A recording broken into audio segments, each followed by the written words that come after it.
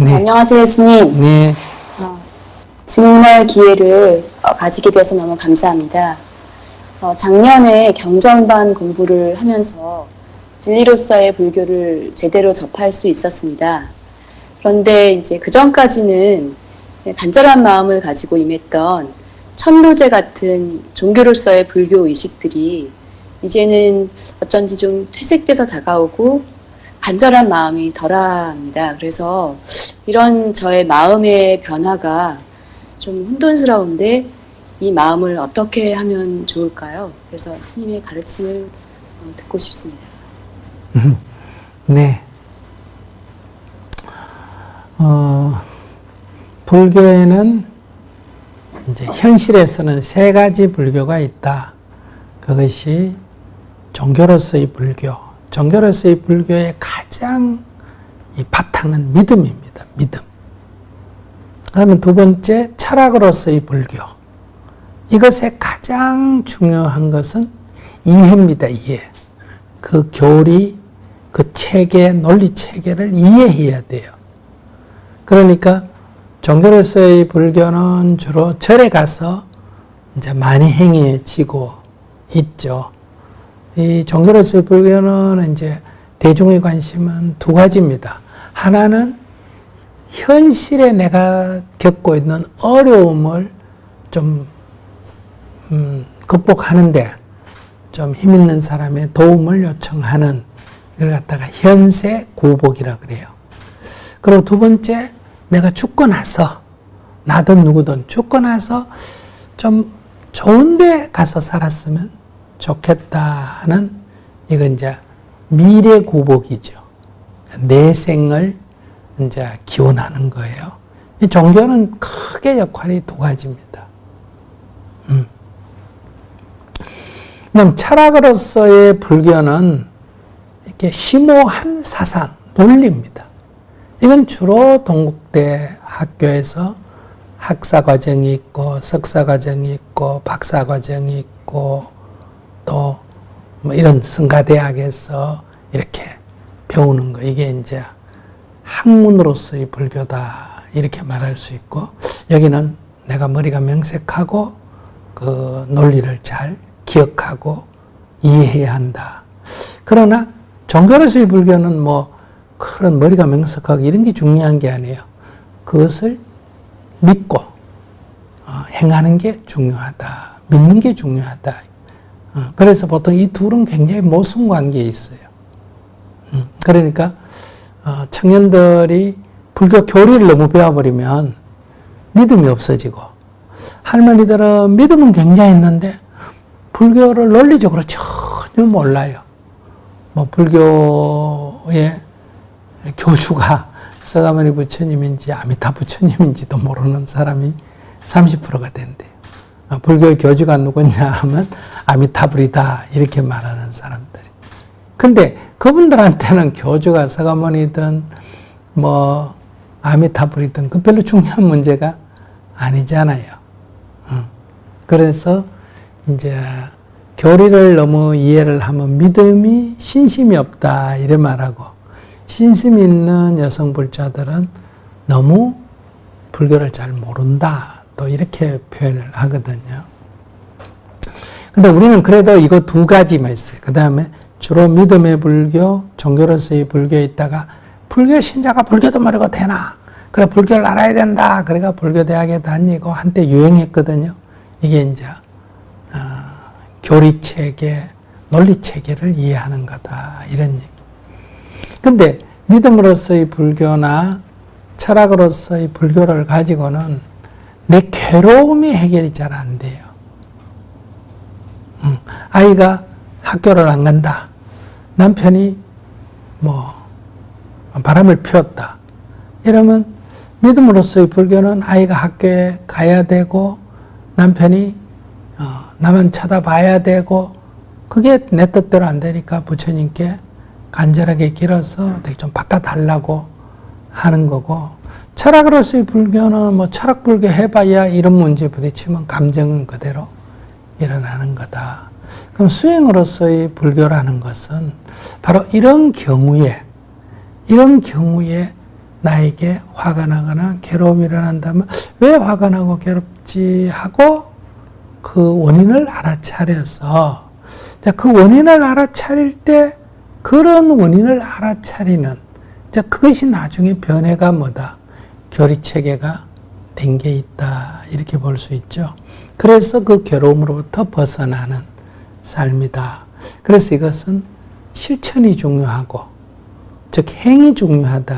실제로 그것을 행해서 내가 경험하는 것이 매우 필요하다. 그러니까 이 수행을 한다고 해서 공부하는 아이가 공부를 잘하고 남편이 나만 쳐다보고 이런 게 아니에요.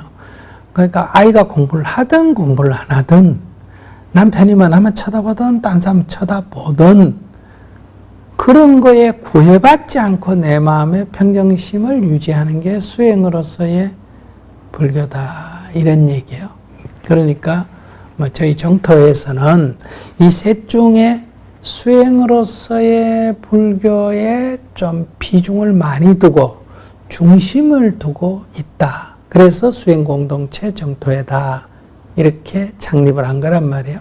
그러나 여기에서도 역시 이런 논리 체계, 이 사상 체계도 공부를 하니까 불교대학 같은 데서는 이제 철학으로서의 불교도 일부 배움이 있고 또 천도제를 지낸다든지 뭐 정초 기도를 한다든지 하는 거는 이 종교로서의 불교도 일부 있다.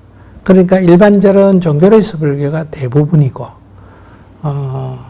학교에 가면 철학으로서의 불교가 대부분이고 그런데 우리는 중심이 수행으로서의 불교고 그 다음에 철학으로서의 불교나 이 종교로서의 불교가 조금 남아있다. 그 왜 그러냐? 이 종교로서의 불교는 문화가 돼 있는 거예요. 문화가. 그러니까 우리가 그런 문화를 수용해야 되고 아무리 수행을 해도 아직 우리가 수행이 부족한 상태이다 보니까 어려움이 되면 도움을 얻고자 하는 종교심이 현실적으로 생겨난다는 거예요. 그래서 이런 흔적이 좀 남아있다. 그러니까 종교로서의 불교는 잘못됐다 이래 이해하면 안 돼요. 이런 셋 중에 우리는 수행으로서의 불교를 중점을 두고 가르치는 곳이고 체험하는 곳이다. 수행으로서의 불교의 관점에서 볼 때는 성하모니 부처님의 초기 가르침이 수행의 방점을 둔 불교가 아니었나. 그러니까 그 근본 가르침으로 우리가 돌아가자. 그러나 우리에게는 아직 우리가 완전히 해탈하는 경지가 아니다 보니까 이 삶이 어려우면 뭔가 도움을 얻고 싶은 그런 게 다 사람이 있잖아. 그죠? 그럼 이것은 수행으로의 불교에 어긋난 게 아니라 아직 중생이다 보니까 그런 심리가 일어나는 것을 어느 정도 수용을 한다. 그러나 정토회가 그것을 이제 권장하는 것은 아니다. 그러나 현실은 어느 정도 수용은 한다. 이제 이런 관점에서 자기가 그런 수행으로서의 불교를 하다 보니까 이제 그런 종교로서의 불교에 조금 등한시 된다 하는 것은 나쁜 현상이 아니고 바람직한 현상이다. 이렇게 볼 수가 있다. 그러나 이걸 잘못 공부하면 종교로서의 불교는 불교가 아니라든지 이렇게 배타적이 돼서는 안 된다. 왜냐하면 사람은 다 성격이 달라서 수행으로서의 불교를 탁 들으면 이거다. 나는 이게 맞다. 이런 사람도 있고 그건 너무 힘든다. 나는 절에 가면 조용하고 뭔가 부처님 앞에 꿇고 앉으면 마음이 편해진다. 이런 사람도 있거든요. 그런 사람은 또 그것을 선택하는 거고 또 이렇게 뭐 제법이 공하다느니 하는 이런 논리가 너무 불교 사상이 심오하다 해가 또 그걸 막 책을 읽고 공부하고 그런 거를 막 남하고 논리적으로 해가 막 불교가 최고다 이런 거에 또 재미 붙인 사람이 있다는 거죠.